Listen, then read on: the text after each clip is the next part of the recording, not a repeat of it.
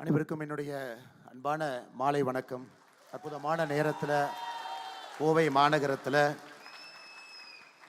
அருமையான மக்கள், தார்மீகம் எப்பொழுதும் கூட நன்றாக இருக்க வேண்டும், தர்மம் தலை தோங்க வேண்டும், மக்கள் என்றும் நன்றாக இருக்க வேண்டும், எல்லா மக்களும் நன்றாக இருக்க வேண்டும் என்று நினைக்கக்கூடிய அன்பர்கள் எல்லாம் ஒன்றாக இணைந்து இந்த வாய்ஸ் ஆஃப் கோவை பாராளுமன்ற தேர்தலின் போது கோயம்புத்தூரில் இருக்கக்கூடிய தன்னார்வ குழுக்கள் எல்லோரும் ஒன்றாக இணைந்து மக்கள் ஒன்றா சேர்ந்து இந்த எலெக்ஷனுக்காக ஆரம்பிச்சிங்க.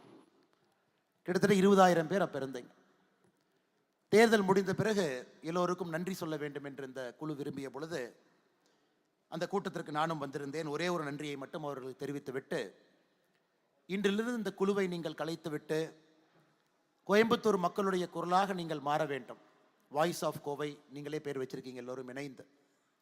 அது எந்த கட்சியாக இருந்தாலும் யாராக இருந்தாலும் கூட நம்ம ஆனந்த் ரங்கநாதன் அவர்கள் பேசியது போல, நல்லது செய்யும் பொழுது நல்லது என்று சொல்லுங்கள், கெட்டது செய்யும் பொழுது கெட்டது என்று சொல்லுங்கள். மக்களுடைய குரலாக தொடர்ந்து இருந்தீங்கன்னா இது எப்பொழுதும் கூட நிலைத்திருக்கும். ஒரு அரசியல் கட்சியை சார்ந்தோ, ஒரு தனி மனிதனை சார்ந்தோ, ஒரு இயக்கத்தை சார்ந்தோ இருக்கும் பொழுது ஏதோ ஒரு நேரத்தில் ஒரு சின்ன நெருடல் மக்களுக்கு வர ஆரம்பித்து விடும். இன்னைக்கு வாய்ஸ் ஆஃப் கோவை ஒரு மிக அற்புதமாக நேற்று இன்று 2 நாட்களும் இணைந்து தமிழகத்தில், இந்தியா முழுவதும், ஏன் உலகம் முழுவதும் இருக்கக்கூடிய நல்ல மனிதர்களை இங்கே அழைத்து தர்மத்தை பற்றி பேச வச்சிருக்கிறேன். என் ஆரம்ப விழாவே பாருங்க, பரம் பூஜ்ய நம்முடைய சங்கராச்சாரியா சாமி அவங்க பேசினாங்க. ஆரம்பமே பொறுமையை பற்றி கிட்டத்தட்ட ஒரு 15-20 நிமிடம் வீடியோ கான்ஃபரன்ஸில் பேசினாங்க. அதன் பிறகு வந்திருக்கக்கூடிய ஒரு பேச்சாளர்களும் கூட மிக முக்கியமாக எதற்கு இந்தியாவில் இந்த நேரத்தில் இதை நாம் பேச வேண்டும், அதுவும் தமிழகத்தில் குறிப்பாக எதற்காக இதை பேச வேண்டும், அரசியலமைப்பு சட்டத்திலிருந்து இந்து கோவில்கள் வரை தொடாத ஒரு இடமே கிடையாதுங்க. 2 நாட்கள் முழுமையாக எனக்கு கிட்டத்தட்ட முடிகிற இந்த தருவாயில் இருக்கிறோம். எனக்கு முன்பு ஆனந்த் ரங்கநாதன் அவர்கள் பேசும்பொழுது நான் யோசிச்சு, ஐயோ கொஞ்சம் லேட்டாக வந்திருக்கணுமோ அப்படின்னு. நம்ம வந்த பிறகு தான் கொஞ்சம் சூடு பிடிச்சிட்டாரு. பாரதிய ஜனதா கட்சி செய்திருக்கக்கூடிய தவறுகளை கூட அவருடைய பார்வையில் சொல்ல ஆரம்பிச்சிருக்கிறார். ஆனால் நம்ம கொஞ்சம் லேட்டாக வந்திருக்கணுமோன்னு யோசிச்சு. ஒரு விதத்தில் ஆனந்த் ரங்கநாதன் அவர்களுக்கு முழு உரிமை இருக்கிறது, இங்கே இருக்கக்கூடிய எல்லோருக்கும் உரிமை இருக்கு. உங்களுடைய பார்வையில் ஒரு விஷயத்தை யார் தவறாக செய்தாலும் கூட முன்னெடுத்து வைக்க வேண்டியது உங்களுடைய கடமை, எடுத்து வைங்க. காரணம், அரசியல் கட்சிகளும் கூட மக்களுடைய குரலாகத்தான் எப்பொழுதும் இருக்கும். மக்கள் என்ன நினைக்கிறாங்களோ அது அரசியல் கட்சி ஃபாலோ பண்ணும். மோடி அவர்களை போல சில தலைவர்கள் மட்டும் அதை தாண்டி மக்கள் நினைக்கிறது ஒரு பக்கம், மக்கள் நினைக்காம இருக்கும் பொழுது இன்னும் 10 ஆண்டுகள் கழித்து இது அவர்களுக்கு தேவைப்படும் என்று 10 ஆண்டுகள் தொலைநோக்கு பார்வையோடு செய்யக்கூடிய அரசியல்வாதிகள் இந்தியாவில் மிக மிக குறைவு, ரொம்ப ரொம்ப குறைவு. அதாவது ரிஃபார்மிஸ்ட்னு சொல்லுவோம், ஸ்டேட்ஸ்மேன் சொல்லுவோம். அவர்களுக்கு 2 வார்த்தைகள் மட்டும் வைத்திருப்போம். ரிஃபார்மிஸ்ட் பொலிட்டீஷியன், ஸ்டேட்ஸ்மேன் பொலிட்டீஷியன் சொல்லுவோம். இந்தியன் பாலிடிக்ஸில் பார்த்தீங்கன்னா விரல் விட்டு எண்ணி விடலாம், விரல் விட்டு ரிஸ்க் எடுப்பாங்க, தேர்தலை பற்றி பெருசாக யோசிக்க மாட்டாங்க. உத்தரப்பிரதேச தேர்தல் நடக்கும் பொழுது டிமானிட்டைசேஷன் கொண்டு வருவாங்க. எலெக்ஷனுக்கும் அதுக்கும் சம்மந்தமே இருக்காது. நாட்டுக்கு அது நல்லது என்று நினைத்தால் நிச்சயமாக செய்யக்கூடிய தலைவர்கள் மிக மிக குறைவு. ஆனால் இது போன்ற ஒரு அமைப்புகள் மூலமாக, தன்னார்வ அமைப்புகள் மூலமாக உங்களுடைய குரலை எல்லாம் நீங்கள் வெளிப்படுத்தும் பொழுது அரசியல் கட்சிகளும் கூட உங்களுடைய குரலை கேட்டு மாறுவதற்கு ஒரு வாய்ப்பு கிடைக்கும். அதனால் எல்லோருக்கும் பேசுவதற்கு உரிமை இருக்கு. அதனால் ஆனந்த் ரங்கநாதன் அவர்கள் பேசியிருக்கக்கூடிய எல்லா கருத்துக்களும் கூட அவர் தொடர்ந்து விவாதத்தில் வைக்கக்கூடிய கருத்துக்கள். அதே போல் சில பேர்த்துடைய பேச்சு என்னால் கேட்க முடியலைங்க, பட் ரொம்ப அற்புதமாக நேற்றிலிருந்து பேசியிருக்கிறாங்க.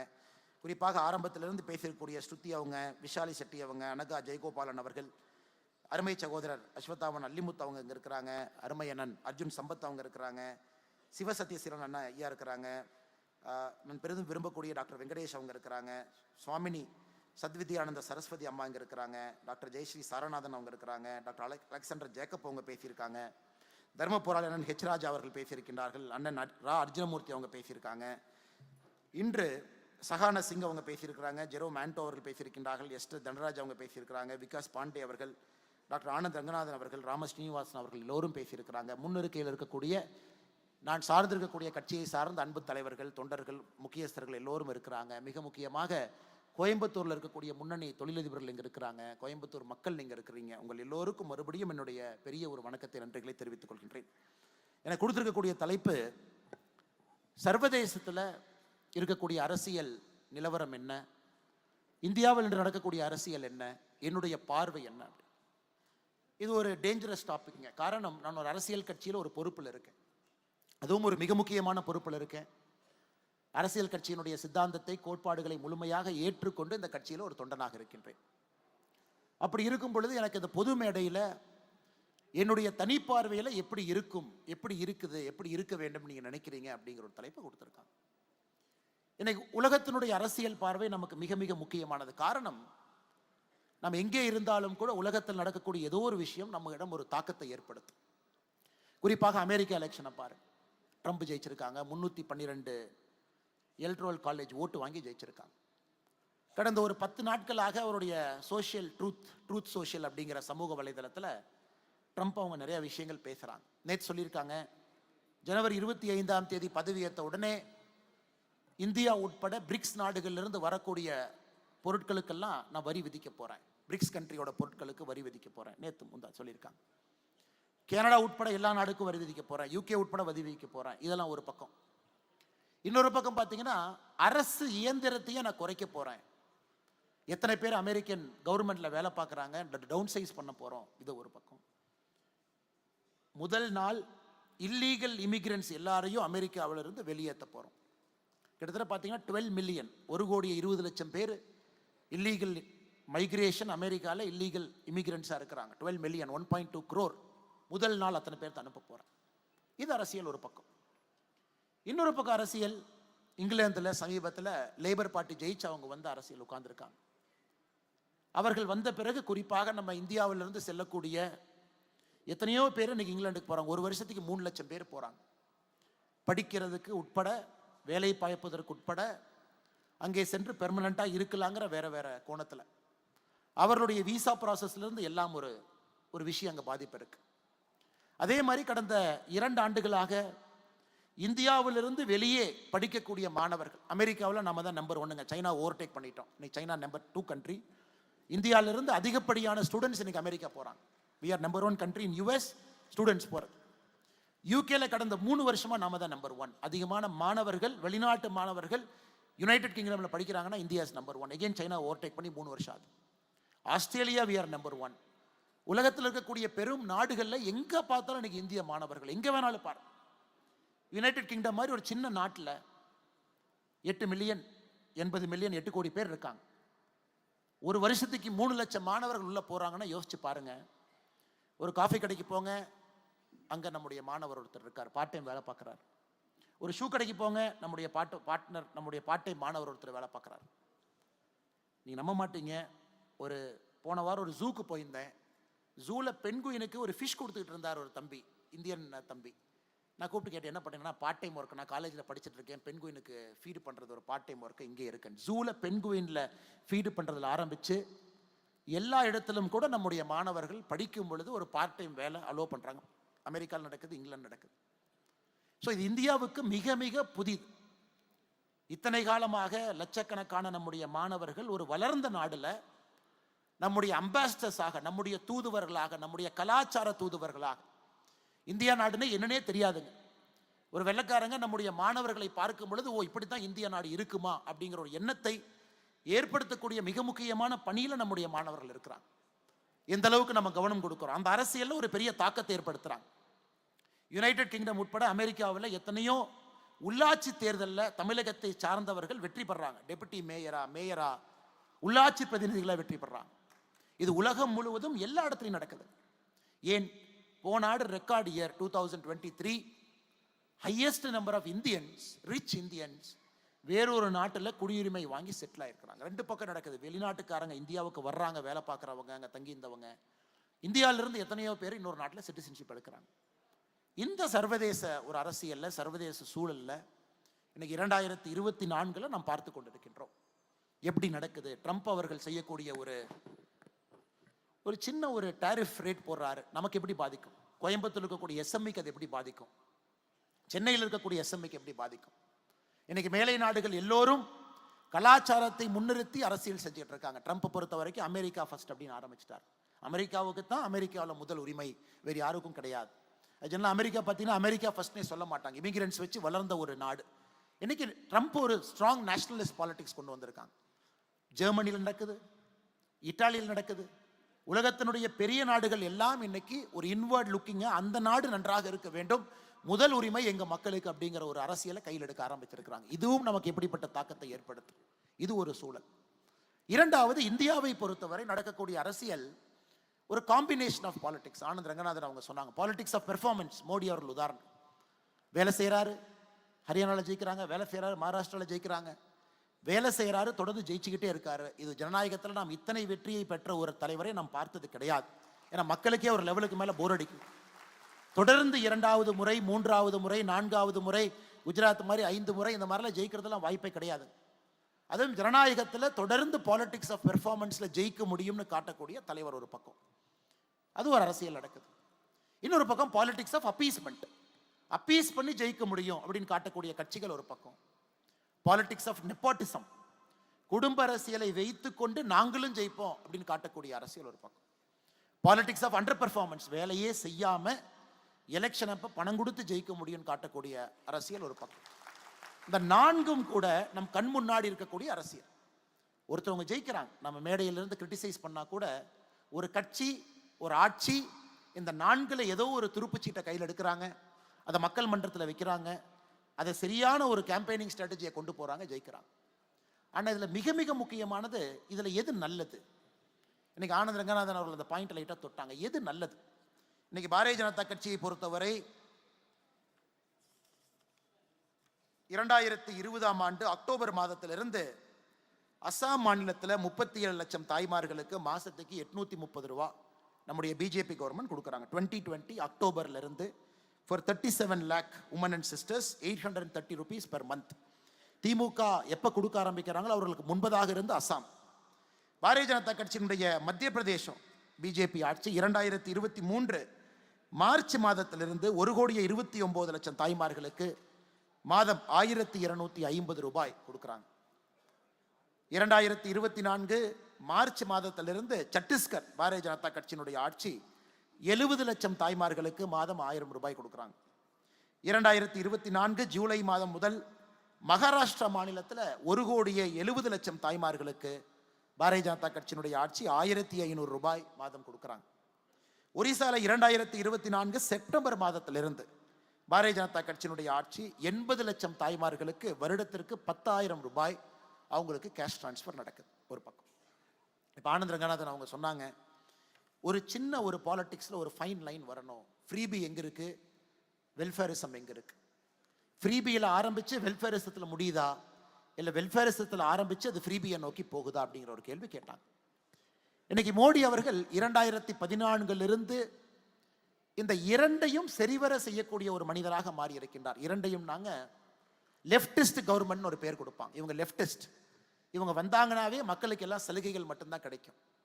இது ரைட்டிஸ்ட் கவர்மெண்ட், இவங்க வந்தாங்கன்னா மக்களை கசக்கி பிழுங்கி வருமான வரியெல்லாம் ஏற்றி நான் ரோடு போடுறேன், பாலம் கட்டணும். ரைட்டிஸ்ட் கவர்மெண்ட் சொல்லுவாங்க. இலவசம் என்பது ஃப்ரீபின்னு இருக்காது, வெல்ஃபேர் எக்கனாமிக்ஸ் இருக்காது.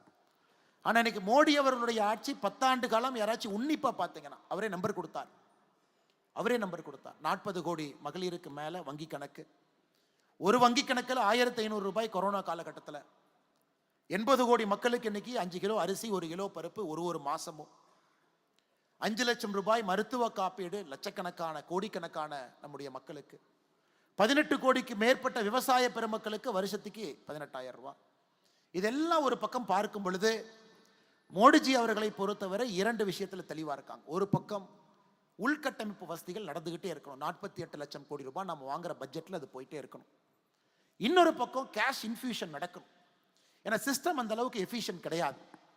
நாம் சில பேருக்கு சில நேரத்தில் கை தாங்கலாக நிற்க வேண்டிய அவசியம் ஒரு அரசுக்கு இருக்கு, அதை செய்யறோம். அதுவும் மிக முக்கியமாக மோடி அவர்களை பொறுத்தவரை இது ஏதோ ஒரு இலவசமாக அள்ளி தெளித்து விட்டு அதன் மூலமாக இது வாக்காக மாறும் என்று சொல்வதை விட இந்த கேஷ் டிரான்ஸ்ஃபர் என்பது கன்சிஸ்டன்டாக ஒரு பாரதிய ஜனதா கட்சியினுடைய ஆட்சியும் நம்ம பார்க்கிறோம். எல்லா தரப்பட்ட மக்களுக்கும் எல்லா விதமான சலுகைகளும் வர வேண்டும் என்று நினைக்கக்கூடிய ஒரு அரசியல். இது ஆனந்த் ரங்கநாதன் அவர்கள் இதை ஃப்ரீபி என்று சொன்னால் சொல்வதற்கு முழு உரிமை அவருக்கு இருக்கு. இன்னொரு பார்வையில் அது வெல்ஃபேர் எக்கனாமிக்ஸ் சொன்னாலும் சொல்வதற்கு ஒரு உரிமை இருக்கு.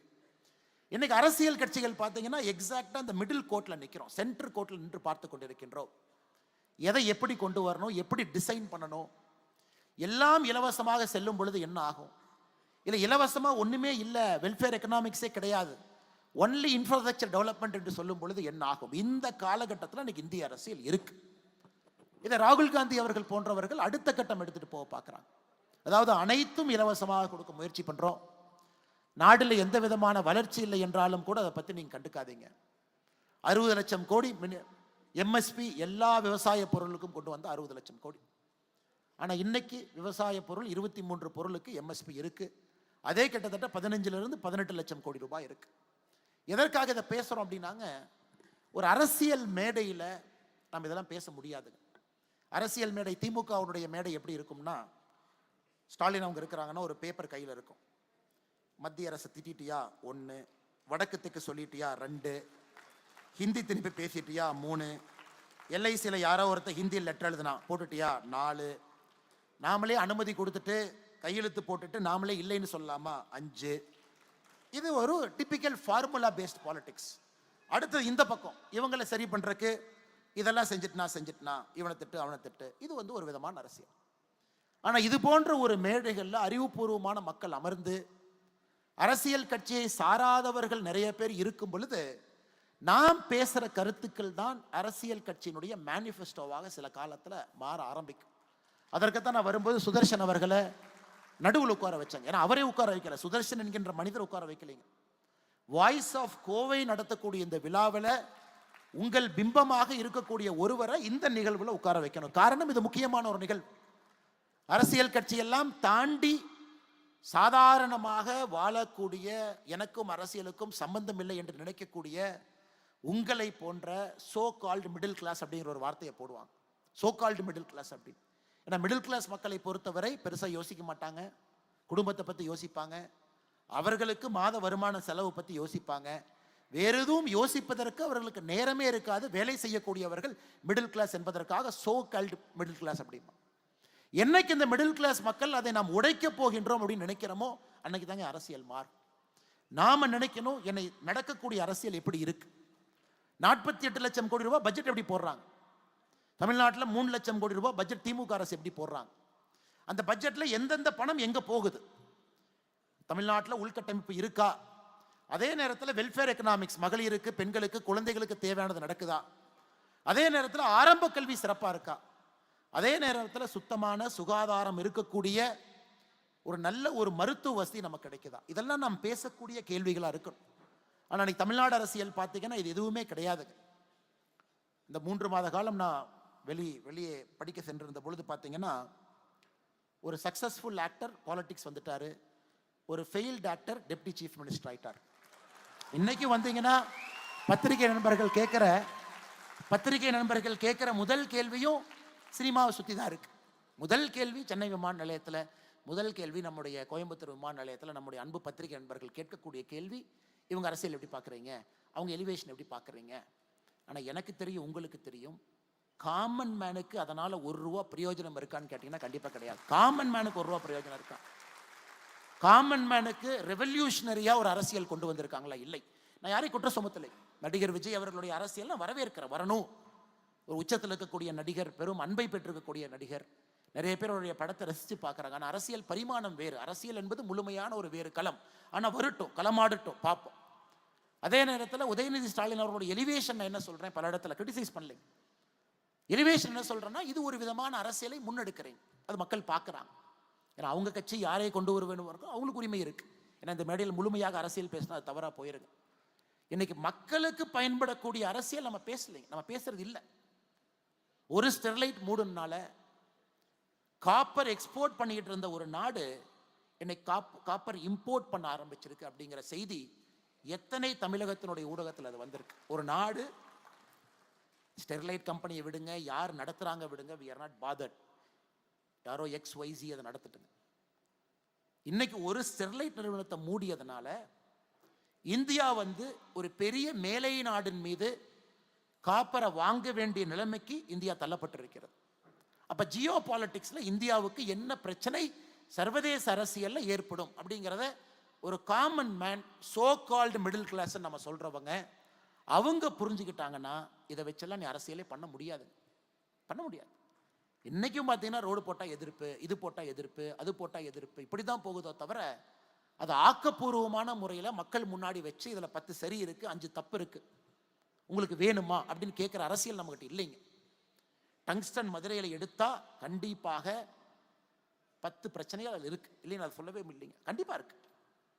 மக்கள் வெளியே போகணும், அந்த 20 ஸ்கொயர் கிலோமீட்டருக்குள்ள நீங்கள் டங்ஸ்டன் எடுக்கணும், அது முக்கியமான ஒரு மெட்டீரியல் நமக்கு வேணும். கண்டிப்பாக அதில் நல்லதும் இருக்கு. ஏன்னா நம்ம யாரு மேலே டிபெண்ட் ஆகாமல் இருக்கும்.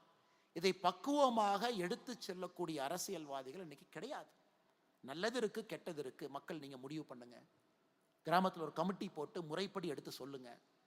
அதன் பிறகு கிராம சபையை கூட்டுங்க. அதுல வேலை வாய்ப்பு இத்தனை பேத்துக்கு வருது, இதுல பிரச்சனையானாலும் இத்தனை பேத்துக்கு வேலை வாய்ப்பு கிடைக்குது.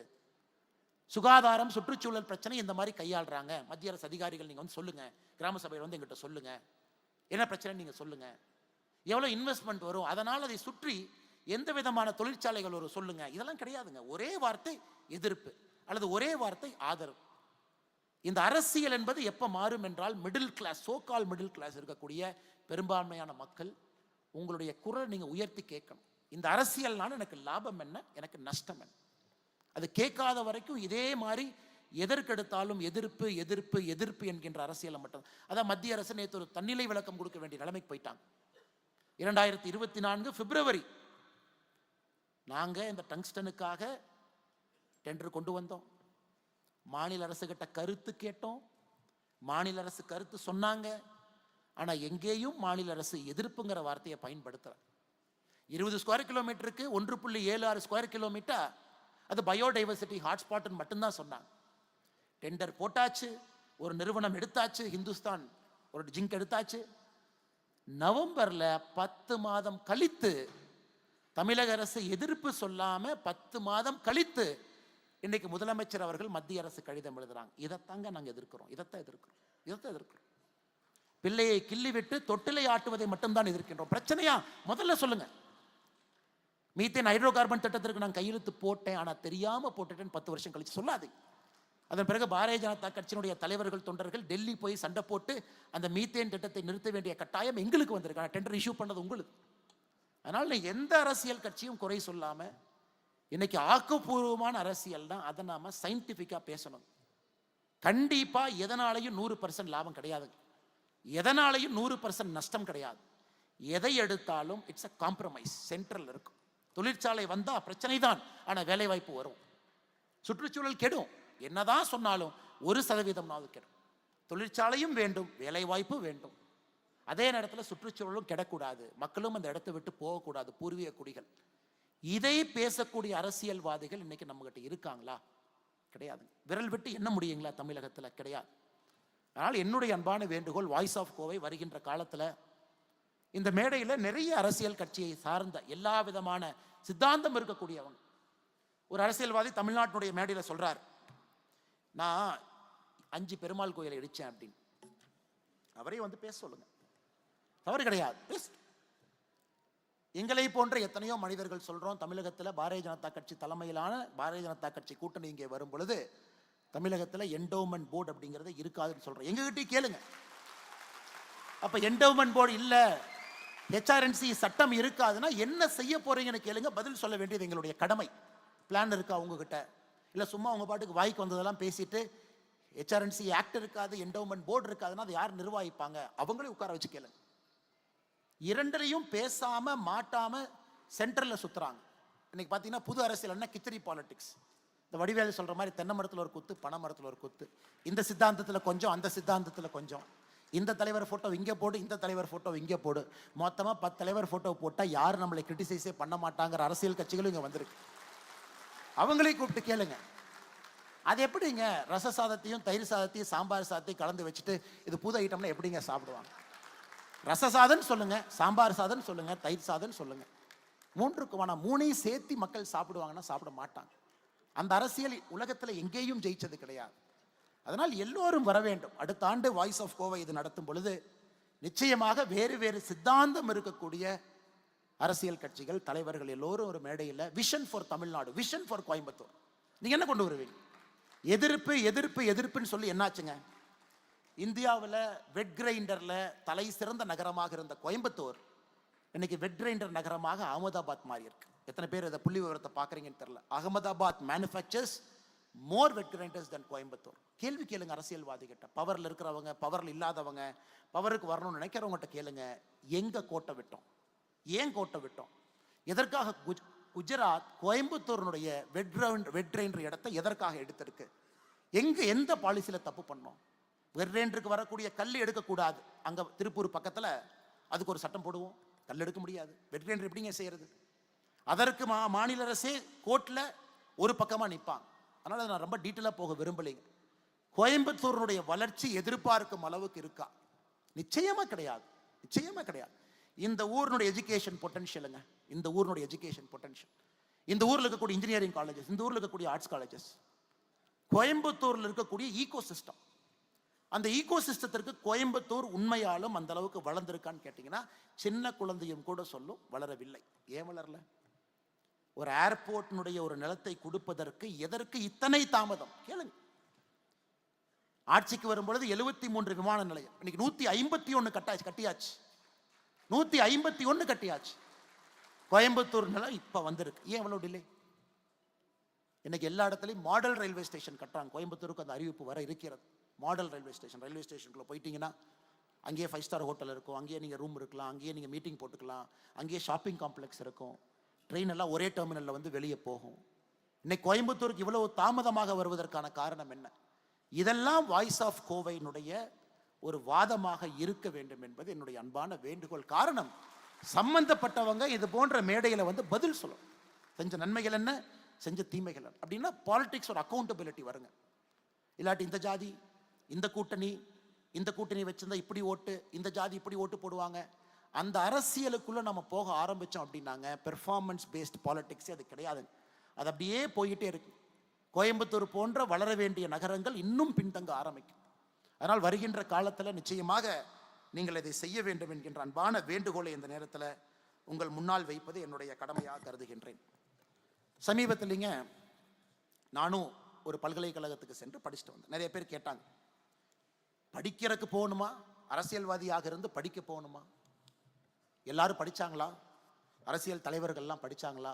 இல்லை தமிழகத்தில் இருக்கக்கூடிய பெரும் மேதை கர்மவீரர் காமராஜர் ஐயா படிச்சாங்களா? ஒரு எதிர்க்கட்சி நண்பர் என்கிட்ட குற்றச்சாட்டு வச்சார் பத்திரிகை மூலமா. நான் சொன்னேன், அண்ணா நான் காமராஜர் ஐயா இல்லைங்கன்னா ஒரு கால் செருப்பில் இருக்கக்கூடிய அழுக்குக்கு பக்கத்தில் இருக்கக்கூடிய ஒரு ஆள் நான். அதனால் அவர் படிக்காமல் இருந்திருக்கலாம், பட் நான் போய் படிச்சுட்டு வர்றேங்க ஐயான்னு. சமீபத்தில் அங்கே இருக்கும் பொழுது ஒன்றை பார்த்தங்க. ஒரு பேப்பர், ஒரு ஆட்.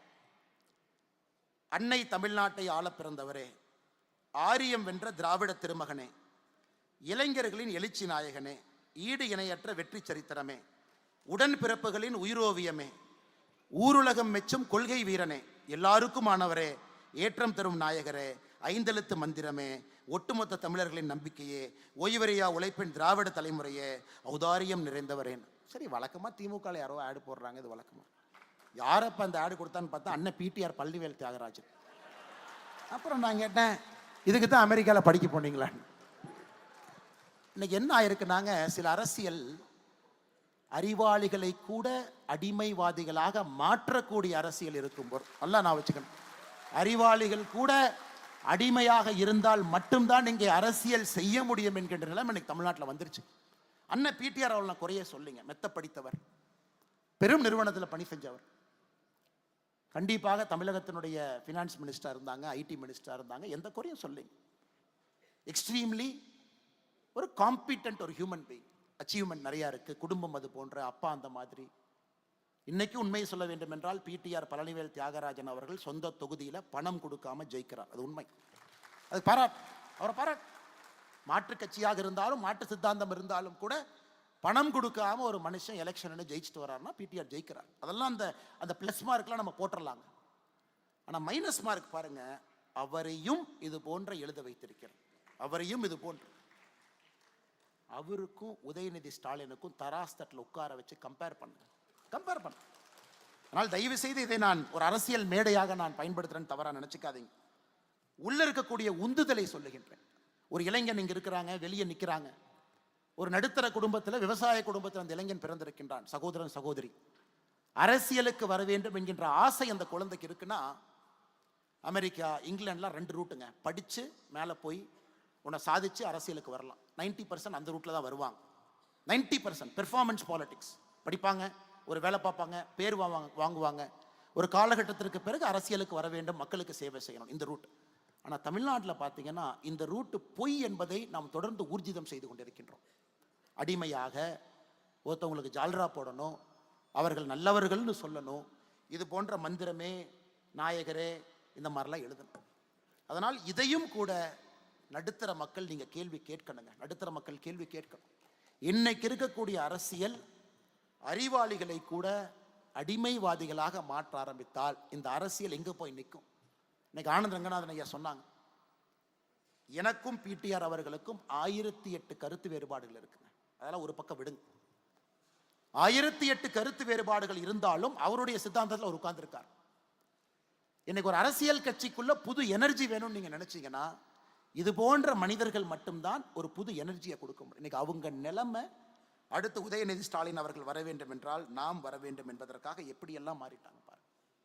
அதனால்தான் அன்பு சகோதர சகோதரிகளே, இன்னைக்கு தமிழகத்தில் மிக முக்கியமாக நடக்கக்கூடிய அரசியலை மெரிட் பேஸ்டா, பெர்ஃபார்மன்ஸ் பேஸ்டா, சோஷியல் ஜஸ்டிஸ் ஓரியன்டாக கொண்டு செல்ல வேண்டும் என்றால் நடுத்தர மக்களுக்கு தான் இது பொருள். நீங்க தான் விழிக்கணும், நீங்க தான் உறுதியா இருக்கணும், நீங்க தான் எழுந்து நிற்கணும். பிஸ்னஸ் பீப்புளுக்கு அவர்களுக்குரிய பிரச்சனை அவர்களுக்கு இருக்கு. எல்லோரும் இங்க இருக்கக்கூடிய சில மனிதர்களை போல கிடையாது.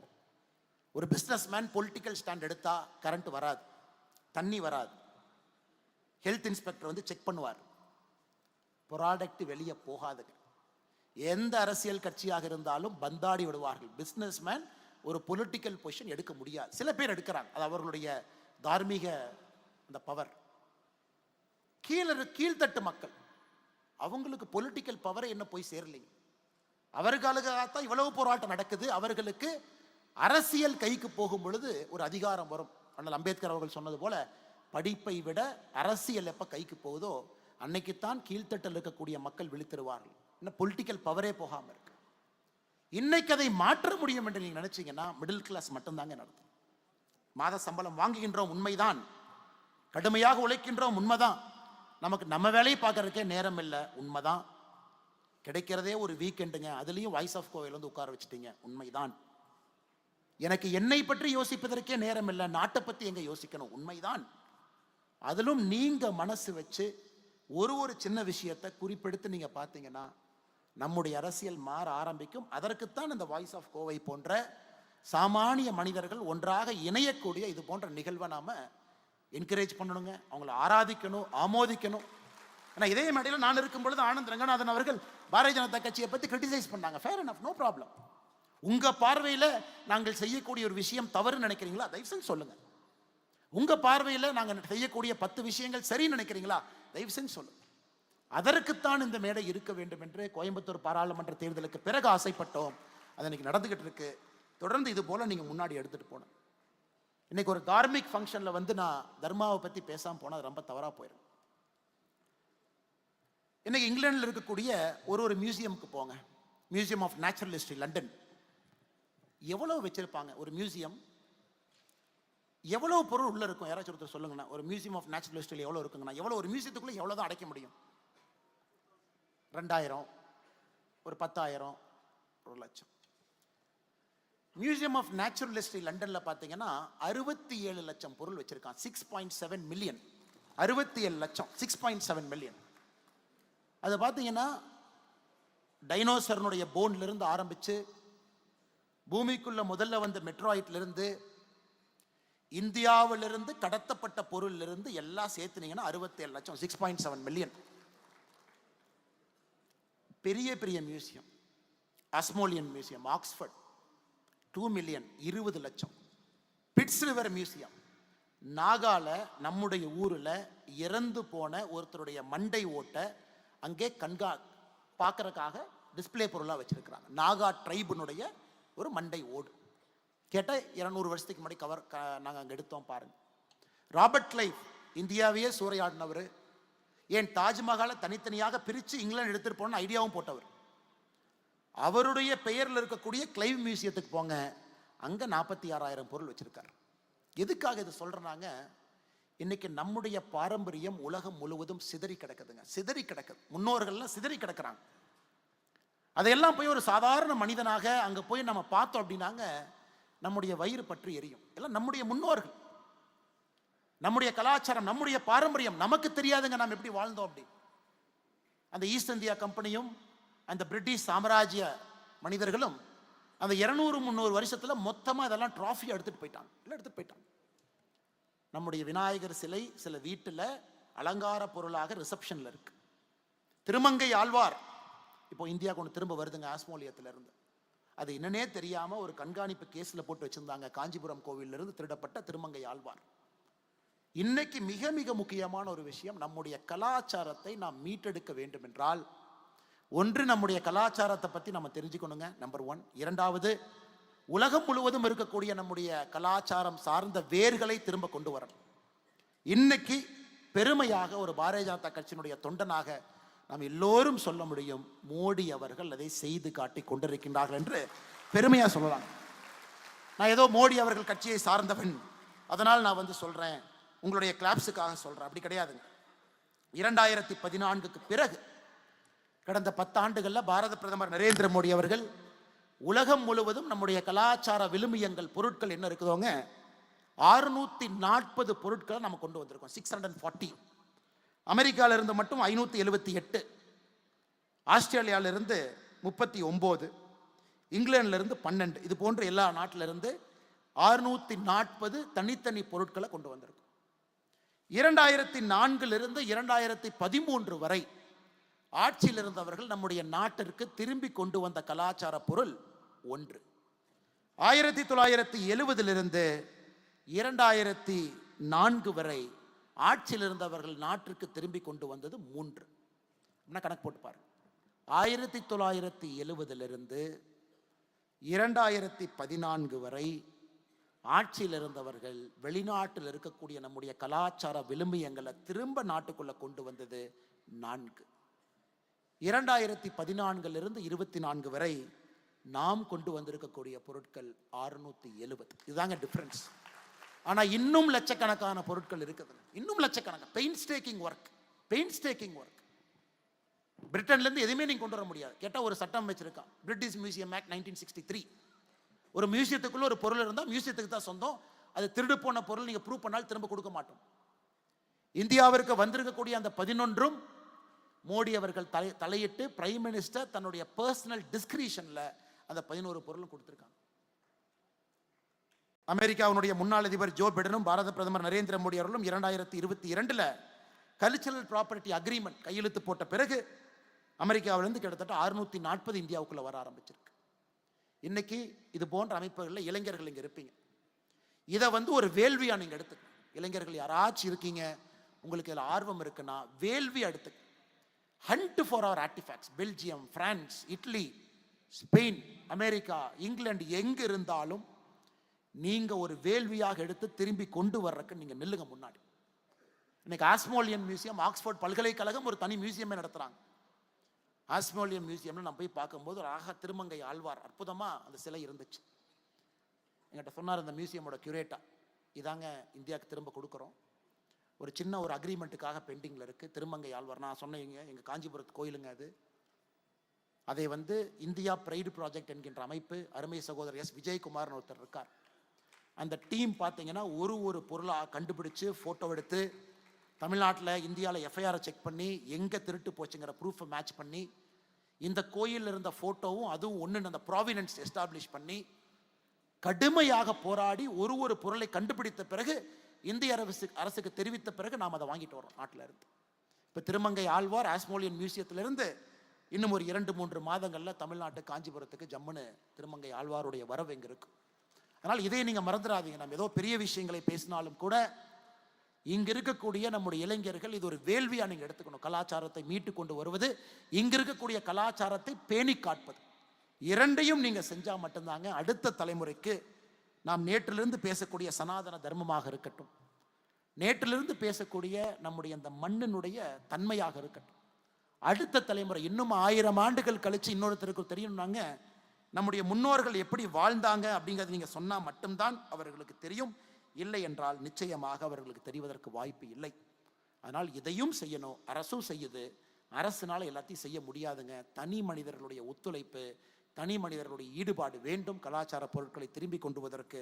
அதிலும் நிச்சயமாக நீங்கள் கவனம் செலுத்துவீர்கள் என்கின்ற முழு நம்பிக்கை. கடைசியா ஒரே ஒரு விஷயத்தை உங்கள் முன்னால் வைக்க வேண்டும் என்பது என்னுடைய அன்பான ஒரு வேண்டுகோள். ஆக்ஸ்போர்ட் பல்கலைக்கழகத்தில் முதல் நாளில் நடந்து போகும்பொழுது ஒருத்தர் டூர் கைடு வந்தார். அவர் எங்கள் 11 பேர்த்துக்கு இதாங்க ஆக்ஸ்போர்ட் பல்கலைக்கழகம், உலகத்திலேயே ரொம்ப பழமையான பல்கலைக்கழகம் இதாங்க அப்படின்னார். நான் கேட்டேன் எத்தனை வருஷம்னு கேட்டேங்க. 900 வருஷம் அப்படின்னாரு. 1000 வருஷம் இருக்கலாம், ஆனால் 900 வருஷம் எங்ககிட்ட ப்ரூஃப் இருக்கு அப்படின்னாரு. இன்னைக்கு வேர்ல்ட்ஸ் ஓல்டஸ்ட் யூனிவர்சிட்டி ஆக்ஸ்போர்ட், இன்னைக்கு வேர்ல்ட்ஸ் பெஸ்ட் யூனிவர்சிட்டி ஆக்ஸ்போர்ட். தொடர்ந்து பார்த்தீங்கன்னா நம்பர் 1 யூனிவர்சிட்டியாக இருக்காங்க. ஆக்ஸ்போர்ட், கேம்பிரிட்ஜ், ஸ்டான்ஃபோர்ட், ஹார்வர்ட் இவங்கெல்லாம் இருக்கிறாங்க. எல்லா படைப்புகள் அங்கே தான், விஞ்ஞானம் அவங்க தான். அவங்க சொல்கிறது தான் தப்பு சரி. நம்ம போடுற கோவிட் வேக்சின் ஆக்ஸ்போர்ட்லேருந்து செஞ்சு வர்றாங்க, ஆக்ஸ்போர்டில் செஞ்சுட்டாங்க சரி, நம்ம எல்லாரும் அந்த ஊசி போட்டிருக்கோம். இன்னைக்கு மேலை நாட்டில் இருக்கக்கூடிய அறிவு களஞ்சியங்கள், பொக்கிஷங்கள் பல்கலைக்கழகங்களாக மாறி ஆரம்பித்திருக்குதுங்க. இந்தியாவில் இன்னைக்கு முதலாக நம்ம யோசிக்க ஆரம்பிக்கிறோம், நம்முடைய பல்கலைக்கழகங்களும் வேர்ல்டு கிளாஸாக வரணும். குவெஸ்ட் வேர்ல்டு யூனிவர்சிட்டி ரேங்கிங் 400ல் 11 தான் இன்னைக்கு இந்தியா இருக்குதுங்க. ஒன்லி 11. மோடி வருவதற்கு முன்பு அது 2, இன்னைக்கு அது 11. ஆனால் ஒரு மனிதன் ஒரு சக்கரத்தை இழுக்க முடியாது. ஒரு மோடி என்கின்ற மனிதன் ஒரு கப்பலை திருப்ப முடியாது. ஒரு மோடி என்கின்ற மனிதன் சக்கரத்தை ஓட்ட முடியாது. ஆனால் அமெரிக்கா, இங்கிலாந்து இந்த பல்கலைக்கழகங்கள் இன்னைக்கு அடிப்படையில் நாம் எப்படி வாழ்கிறோம் அப்படிங்கிறத அவங்க தீர்மானிக்கிறாங்க. நம்ம பயன்படுத்தக்கூடிய சைக்கிள், நம்ம சாப்பிடக்கூடிய உணவுப் பொருள், டெஸ்டிங் அங்கே தாங்க நடக்குது. கேன்சருக்கு மருந்து அங்கிருந்து தான் வருது, கோவிடுக்கு மருந்து அங்கிருந்து தான் வருது. அவங்க சொன்னாங்க நான் கம்யூனிகபிள் டிசீஸ் அடுத்த 25 ஆண்டுகள். அவங்க சொல்கிறது தான் பிபி ஒரு காலத்தில் 120/80 சரினாங்க, இன்னைக்கு 130/70 சரிங்கிறாங்க. கேட்டால் ஆக்ஸ்போர்டில் சொல்லிட்டாங்க, கேம்பிரிட்ஜ் சொல்லிட்டாங்க. அதனால் இன்னைக்கு இங்கே இருக்கக்கூடிய நாம் எல்லோரும் ஒரு சபதம் எடுக்கணும். We will build a country of knowledge அப்படிங்கிறதா நம்முடைய சபதமாக இருக்கணுங்க. அறிவு சார்ந்த ஒரு நாட்டை நாம் கட்டமைக்க வேண்டும். அறிவு சார்ந்த நாடு, அறிவு சார்ந்த நாடு. நாம் செய்யக்கூடிய வேலையில் அறிவு சார்ந்த ஒரு பொருளாக இருக்கணும். இதுவும் மிடில் கிளாஸ் தாங்க செய்ய முடியும். நாம் செய்யக்கூடிய வேலையில் பெரிய தொழிலதிபர்கள் முன்னறிக்கையில் இருக்காங்க. அவங்ககிட்ட வேலை பார்த்தா கூட பேட்டன்ட் ஃபைலிங்க்கு நானும் இருக்கணும். நம்ம குழந்தை படித்தா கூட நல்ல ப்ராஜெக்ட் ரிப்போர்ட் எழுதுப்பா, பேருக்கு ஏதோ ஒரு ப்ராஜெக்ட் ரிப்போர்ட் எழுதி மார்க்காக கொடுக்காத சொல்லணும் நம்ம வீட்டில். அதனால் அடுத்த 25 ஆண்டுகள் இந்த விக்ஷித் பாரத் 2047 அது நடக்க வேண்டும் என்றால் அறிவு சார்ந்த ஒரு சமுதாயத்தை கட்டமைத்தால் மட்டும்தான் அது நடக்கும் என்பதை இங்கே இருக்கக்கூடிய நாம் எல்லோரும் புரிந்து கொள்ள வேண்டும். ஜப்பான் எடுத்துக்கங்க, 1995ல் $5 trillion அமெரிக்காவை நெருக்கிட்டாங்க. இன்னைக்கு ஜப்பான் $4 trillion. உலகத்தில் பார்த்துருக்கீங்களா? ஒரு மேலை நாடு 1995லிருந்து 2024 29 வருஷத்தில் $1 trillion இழந்திருக்கு ஜிடிபியில். 5 trillion to 4 trillion சரிஞ்சிட்டாங்க. Argentina developed country to developing country சரிஞ்சிட்டாங்க. காரணம் இந்த நாடுகள் அடுத்த தலைமுறை அறிவை நோக்கி போலிங். நமக்கு சினிமா இருக்கட்டும், இருந்தாலும் குழந்தைங்கிட்ட புத்தகத்தை படிப்பதற்கு சொல்லிக் கொடுங்க. நெட்ஃப்ளிக்ஸ் இருக்கு, அமேசான் இருக்கு, லட்சக்கணக்கான ஆயிரக்கணக்கான சீரியல் இருந்தாலும் வாரம் உங்க குழந்தை ஒரு புத்தகமாச்சு படிக்கிறாரா? பரீட்சை வைங்க. அல்லது நீங்க புத்தக கடைக்கு நீங்க கூட்டிட்டு போறீங்களா? சொல்லுங்க. அமேசான்ல டிஸ்கவுண்ட் சேல்ல பொருள் மட்டும் வாங்குறோமா, இல்ல புத்தகத்தையும் வாங்கி கொடுக்கறோமா? அது அப்பா அம்மாவாக மிடில் கிளாஸாக நீங்க முன்னாடி நில்லுங்க. அதையெல்லாம் தாண்டி அறிவு சார்ந்த நிகழ்வுகள் கோயம்புத்தூர்ல, சென்னையில, தமிழகத்தில் எங்க நடந்தாலும் கூட குடும்பமாக ஒரு அறிவு சார்ந்த நிகழ்ச்சியில போய் இருக்கிறோமா பண்ணுங்க. இதே கொடிசியால என்னுடைய நெருங்கிய நண்பர் அருமை சகோதரர் விஜய் ஆண்டனி அவர்கள் வரும் பொழுது அரங்கமே வலிஞ்சு நின்னாங்க. நான் விஜய் ஆண்டனி அவர்களுக்கு ஒரு மெசேஜ் போட்டேன், பிரதர் வெரி குட் ரெஸ்பான்ஸ் இன் கோயம்புத்தூர், நம்ம மக்கள் பாருங்க எத்தனை பேர் வந்திருக்காங்க. ஒரு அறிவு சார்ந்த நிகழ்வுக்கும் அத்தனை பேர் வர வேண்டும் என்பது என்னுடைய அன்பான ஒரு ஆசை. அறிவு சார்ந்த நிகழ்வு, சயின்ஸ் பற்றி, டெக்னாலஜியை பற்றி, ஜியோ பாலிட்டிக்ஸை பற்றி பேசுகிறாங்க நகருக்கு நம்ம போகணும். இன்னைக்கு கோயம்புத்தூரில் அந்த பக்கம் உணவு திருவிழா நடந்து கொண்டிருக்கு, தவறே கிடையாதுங்க. கொங்கு பகுதியினுடைய உணவு திருவிழா மிக முக்கியம். அடிதடி, கலாட்டா, லா அண்ட் ஆர்டர் ப்ராப்ளம். பத்திரிகை நண்பர்களுக்கு ஆனால் உணவு திருவிழாவை பற்றி கருத்து சொல்லுங்கண்ணா அப்படின்னு. ரொம்ப கூட்டம் வந்துட்டாங்க, 800 ரூபா வாங்கினாங்க, அப்படியே அலைமோதி கூட்டம் நிற்குது. மக்கள் ஏன் அவ்வளோ பேர் வர்றாங்க? இன்னைக்கு நம்முடைய மிடில் கிளாஸ் மக்களுக்கு சோஷியல் லைஃப் என்னங்க? சோஷியல் லைஃபே இல்லை. நல்ல பார்க் இருக்கா? கிடையாது. நடப்பதற்கு இடம் இருக்கா? கிடையாது. 1000 ஏக்கர் பூங்கா இருக்கா நகரத்தினுடைய மையப்பகுதியில் வெளியே குழந்தைங்களை கூட்டிட்டு போகலாம்? கிடையாது. ஒரு வேர்ல்டு கிளாஸ் ஸ்போர்ட்ஸ் இன்ஃப்ராஸ்ட்ரக்சர், அருமையான ஒரு ஸ்போர்ட்ஸ் இன்ஃப்ரா வச்சிருக்கோம். எல்லா விதமான ஸ்போர்ட்ஸும் ஒரு 150 ஏக்கருக்குள்ள பில்டு பண்ணியிருக்கோம். சாட்டர்டே சண்டே குழந்தைகள் விளையாடுவதற்கு வாய்ப்பு கிடையாது. நகரத்துக்குள்ள பொல்யூஷன் இல்லாமல் போக முடியுமா? கிடையாது. அதனால் அரசியல்வாதிகளுக்கு நிர்பந்தம் வைங்க.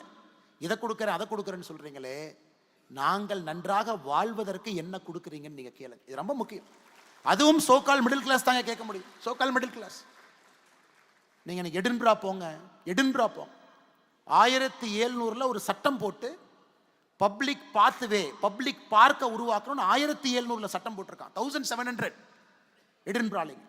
அது ஸ்காட்லாண்ட்ல சொல்றான். எதுக்கு அந்த சட்டம் போட்டீங்க 1700லினா, மக்கள் தன்னுடைய அன்றாட வேலைகளிலிருந்து விடுபட்டு இயற்கையோடு ஒன்றி நடந்தால் மட்டும்தான் அறிவு சார்ந்த விஷயங்கள் அவர்களுடைய மனதில் எழும்புகிறான். எப்பங்க 1707 எடின்பரால சட்டம் போட்டு பப்ளிக்ல பூங்கா கட்டுறான். எத்தனையை கொண்டு வர்றாங்க, எத்தனை சட்டங்கள் இன்னைக்கு இந்தியாவில் அது வேணுங்க. ஒரு நகரமும் கூட, நான் தொடர்ந்து எலெக்ஷன்ல இருந்து சொல்லிட்டு வர்றதுங்க, ஒரு நகரமும் கூட கான்கிரீட் காடுகளாக மாறி, கான்கிரீட் காடுகளாக. அதையும் நீங்க தான் கேட்கணும். நீங்க கேட்கலீங்கன்னா, நீங்க பேசலைன்னா யாரும் உங்களை கேட்கவே மாட்டாங்க. நீங்க பேசலைன்னா அவங்களுக்கு தெரியும், இதுக்கு ஒரு டிக்கு, இதுக்கு ஒரு டிக்கு, வடக்கு தெக்குக்கு ஒரு டிக்கு, ஹிந்தி திணிப்பு ஒரு டிக்கு, எல்ஐசியில் யாரோ கிளர்க்கு ஹிந்தி லெட்டர் எழுதுனா அவனுக்கு ஒரு டிக்கு, டங்ஸ்டன் கொடுத்தாங்க அதுக்கு ஒரு டிக்கு. இப்படித்தான் அரசியல் இருக்குமோ தவிர, நீங்கள் பேசாத வரை இது அறிவு சார்ந்த அரசியலாக மாறுவதற்கு வாய்ப்பு கிடையாது. அதனால் என்னுடைய அன்பார்ந்த மிடில் கிளாஸ் நண்பர்களே, மக்களை இப்படி தான் சொல்லணும். த வாய்ஸ் ஆஃப் கோவையாக இங்கே வந்திருக்கக்கூடிய எல்லா அறிவு சார்ந்த அன்பு சொந்தங்களே, நண்பர்களே, தமிழக அரசியலை மாற்றக்கூடிய வலிமை உங்களுடைய கைக்கு மட்டும் இல்லைங்க. எல்லாம் சொல்லுவாங்க கைக்கு இருக்குன்னு. கை கிடையாதுங்க, வாய்க்கு இருக்கு. நீங்க பேசணும். ஓட்டு போடுறது கையுங்க, ஆனா பேசுறது வாய். ஆனால் இன்னையிலிருந்து தமிழக அரசியலில் புதிதாக நாம் சொல்வோம், ஓட்டு போடக்கூடிய மக்களே, கைக்கு இருக்கக்கூடிய வலிமை உங்களுடைய வாயுக்கும் இருக்கட்டும் என்று சொல்வோம். காரணம், கையினுடைய வலிமை அரசியல்வாதிகளுக்கு தெரிவது கிடையாது.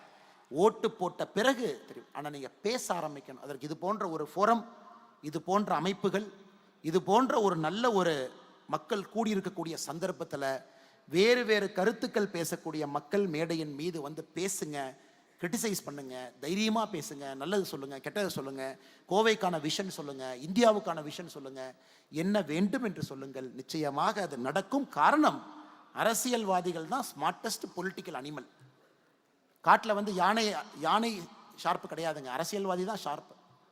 ஏன்னா மக்கள் என்ன யோசிக்கிறாங்கன்னு பார்த்தோன்னே கண்டுபிடிச்சிருவாங்க. ஆனால் நம்ம யோசிக்கணும், அதை வெளியே காட்டணும். காட்ட ஆரம்பிச்சிங்கன்னா மிடில் கிளாஸை நோக்கி அரசியல் வர ஆரம்பிக்கும், உங்களுடைய ஏற்றத்திற்காக வர ஆரம்பிக்கும். நாம் வந்து வயசானதுக்கப்புறம் பணக்காரங்களாகி பிரச்சனை இல்லைங்க. சைனா பாருங்க, they become rich but they become older. இன்னைக்கு இந்தியாவில் எவ்வளவு பெரியவங்க, 60 வயசுக்கு மேலே எவ்வளவு பெரியவங்க இருக்கிறாங்க. அந்த பெரியவர்களுக்காக ஒரு சமுதாயத்தை உருவாக்கி இருக்கிறோமா? கிடையாது. பெரியவர்களுக்காக நடைபாதை கிடையாது, பெரியவர்களுக்காக பூங்கா கிடையாது. 60 வயதிற்கு மேலே 80, 90, 100 வரை சேஃபா, செக்யூரா பெரியவர்கள் வாழ்வதற்கு ஒரு நகரத்தினுடைய கட்டமைப்பு இருக்கா? கிடையாது. அப்ப பெரியவர்கள் பேசணும், பெரியவர்கள் பேசணும். எத்தனை பேர் வெளியே போகும்போது எல்லாம் நம்ம வந்து இன்ஹேல் பண்றோங்க, எவ்வளவுலாம் இன்ஹேல் பண்றோம், எவ்வளவு வெஹிக்கிள் பொல்யூஷன். யாரோ சொன்னாங்க என்கிட்ட, ஆனால் நீங்கள் வந்து பிஜேபி தலைவராக மோடி கடிதம் எழுதுறீங்க, இதுவரைக்கும் இந்தியாவில் யாருமே பண்ண மாட்டாங்கன்னா, சென்னை மெட்ரோ வேண்டும் என்று நீங்கள் எதுக்கு நான் கடிதம் எழுதுனீங்க? அது மத்திய அரசு கொடுக்கும், மாநில அரசு நாங்கள் தான் செய்கிறோம் நாங்கள், நீங்கள் எதுக்கு கடிதம் எழுதுனீங்க? கட்சியில் ஒரு பெரிய தலைவர் எனக்கு தொலைபேசி மூலமாக அழைத்து சொன்னாங்க, இதுவரைக்கும் இந்தியாவில் எந்த பிஜேபியிலிருந்தும் கூட ஒரு ஸ்டேட் யூனிட் மோடி அவர்களுக்கு கடிதம் எழுதி, ஐயா எங்கள் ஊருக்கு மெட்ரோ கொஞ்சம் தாமதமாக வருது, இவங்க லோக்கல் அரசியல் பண்ணி வர்ற மெட்ரோ வராமல் பண்ணிடுவாங்களாட்டிருக்குது, கொஞ்சம் நீங்கள் டக்குன்னு அந்த மெட்ரோ ஃபேஸ் 2 கொஞ்சம் கொடுத்துருங்க ஐயா, ஒரு 43,000 கோடி செலவு பண்ணுங்க ஐயான். தமிழ்நாடு பாரதிய ஜனதா கட்சி சார்பாக நாங்கள் கடிதம் எழுதினோம். காரணம், எங்களுக்கு அது சரி என்று பட்டது.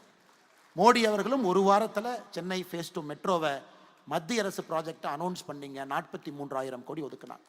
கோயம்புத்தூருக்கும் அதையே நாங்கள் செய்ய இருக்கின்றோம், செய்ய போகின்றோம். கோயம்புத்தூருக்கும் அது நடக்கும். காரணம், வாழ்வியல் முறையை மாற்றி தாங்க ஆகணும். நான் என்ன சொல்றேன்னாங்க, கொஞ்சம் நீங்க எங்களை ஃபோர்ஸ் பண்ணுங்கன்னு நான் சொல்றேன். நீங்க அரசியல் கட்சிகளை ஃபோர்ஸ் பண்ணு, உங்களை நோக்கி வர வைங்க, டெவலப்மெண்ட்டை நோக்கி வர வைங்க.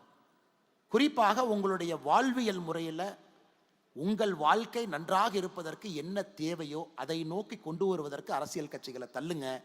அதற்கு இந்த வாய்ஸ் ஆஃப் கோவை போன்ற பல பிளாட்ஃபார்த்தை நீங்கள் ஏற்பாடு செய்யுங்க. அதே நேரத்தில் ஏதாச்சும் ஒரு அரசியல் கட்சியை பற்றி தவறாக சொல்லியிருந்தா மன்னிப்பு கேட்டுக்கிறேங்க. நோக்கம் எந்த ஒரு அரசியல் கட்சியும் புண்படுத்த வேண்டும் என்கிற நோக்கம் கிடையாது. அதே நேரத்தில் அரசியல் எப்படி மாறி இருக்கிறது என்பதை சுற்றி காட்டுவதற்கு சில எடுத்துக்காட்டுகளை சொல்ல வேண்டிய கட்டாயம். அதனால தான் அண்ணன் பிடிஆர் அவர்களை பேரையும் பயன்படுத்தினுங்க. இதையும் காமிச்சேன். இன்னொன்று அண்ணன் மார்க்கெட்டிங் பண்ணி 2வது முறையும் காட்டுறாருன்னு நினைக்காதீங்க. இருந்தும் எனக்கு இது மனதில் அது பட்டுச்சு. அது உங்களிடம் சொல்ல வேண்டும் என்பது என்னுடைய ஆசையாக கூட இருந்துச்சு. இது நிறையா பேர் மிக கடுமையாக உழைத்திருக்கின்றார்கள். குறிப்பாக அருமை சகோதரர் சுதர்ஷன் அவர்கள். சுதர்ஷன் அவர்களை பொறுத்தவரை ஒரு சக்ஸஸ்ஃபுல் மார்க்கெட்டிங் ஒரு பர்சன். அவருக்கென்று தனியாக ஒரு நிறுவனம் இருக்குது. ஆனால் இன்னைக்கு உங்கள் எல்லோரையும் ஒருங்கிணைத்து எல்லோரும் இணைந்து இது போன்ற ஒரு நிகழ்வை கோயம்புத்தூர் நடத்தி காட்ட முடியும் என்பது மற்ற ஊருக்கு இது ஒரு எக்ஸாம்பிள். திருநெல்வேலி, மதுரை, எல்லா ஊரிலையும் அந்தந்த குரலாக நிறைய இயக்கங்கள் வருவதற்கு கோயம்புத்தூர் முன்னோடியாக இருக்கட்டும். அதற்கு அருமை சகோதரர் சுதர்ஷன் அவர்களுக்கு முதல் நன்றியை தெரிவிச்சுக்கணும். நான் சொல்லியிருந்தேங்க, 1 மாதம் முன்னாடியே சொன்னேன். ஸோ நான் சொன்னபடி உங்களுக்கு London, Dubai Dubai, Chennai Chennai, Coimbatore நேரடியாக இங்கே இந்த நிகழ்ச்சியில் நான் பங்கேற்று விட்டேன். காரணம், உங்களுடைய உழைப்பு. இது நடக்க வேண்டும், இது என்கரேஜ் பண்ணணும் அப்படிங்கிறதான் நோக்கங்க. அதே போல் அருமை சகோதரி மேலே ஸ்மிருதி இருக்காங்க, தீபா அவங்க இருக்காங்க, ஜிசி குரூப் கேப்டன் வெங்கடேஷ் அவங்க இருக்கிறாங்க, பாலசுப்ரமணியம் அவர்கள், முரளி அவர்கள், ராதா மேடம் அவர்கள், சிவராமன் அவர்கள், கீதா அவர்கள், எல்லோருக்கும் இந்த நேரத்தில் என்னுடைய அன்பார்ந்த நன்றிகளை, வாழ்த்துக்களை தெரிவித்துக் கொள்கின்றேன். மிக முக்கியமாக தினமலர் பத்திரிகை, உண்மையினுடைய உரைகளாக இருக்கக்கூடிய தினமலர் ஒரு பெரிய ஒரு ஆதரவு இந்த நிகழ்வை கொடுத்துருக்குறாங்க. அவர்களுக்கும் இந்த நேரத்தில் நெஞ்சார்ந்த நன்றி. வந்திருக்கக்கூடிய பத்திரிகை நண்பர்கள், எல்லா பத்திரிகையை சார்ந்த பத்திரிகை நண்பர்கள் இந்த நிகழ்ச்சிக்கு ஆக்கம் ஊக்கம் கொடுத்துருக்குறாங்க. எல்லா பத்திரிகைக்கும் இந்த நெஞ்சார்ந்த நன்றிகளை தெரிவித்துக் கொள்கின்றேன். இந்த நிகழ்ச்சிக்கு வந்திருக்கக்கூடிய எல்லா அன்பு தலைவர்கள், தொண்டர்கள் முன்னாடி இருக்கிறாங்க, நன்றி தெரிவித்துக் கொள்கின்றேன். அரசியல் சாராதவர்கள் வந்திருக்கிறீங்க, உங்களுக்கும் நன்றி தெரிவிச்சுக்கிறேன். அடுத்த ஆண்டு எல்லா அரசியல் கட்சி தலைவர்களையும் கூப்பிடுங்க, எல்லா அரசியல் கட்சியும் பேச வைங்க, எல்லோரும் அவங்களுடைய விஷயத்தை சொல்லட்டும். அதன் மூலமாக மக்களுக்கு ஒரு தெளிவு கிடைக்கட்டும். அதன் மூலமாக நல்ல ஒரு அரசியல் தமிழகத்திற்கு வரட்டும். வாய்ப்பு கொடுத்தவங்க எல்லோருக்கும் நன்றி தெரிவித்து என்னுடைய உரையை முடித்துக் கொள்கின்றேன். நன்றி, வணக்கம். பாரத் மாதா கி ஜெய்.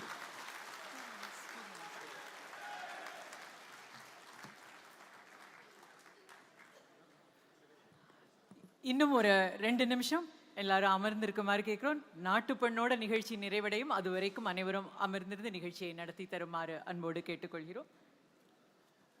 இந்த நிகழ்ச்சியை நடத்துவதற்காக பல பேர் உதவி செஞ்சுருக்காங்க. அது இந்த இடத்துல பதிவு பண்ண வேண்டிய கடமை எனக்கு இருக்குது. தேசியவாதி நியூஸ் சேனல், சஜுபாஸ்கரன் டீம் ரெஜிஸ்ட்ரேஷனுக்கு பெரிய ஹெல்ப் பண்ணியிருக்காங்க. Photo video team, Savitri photo house, Sri Guru sir, மிகப்பெரிய நன்றி.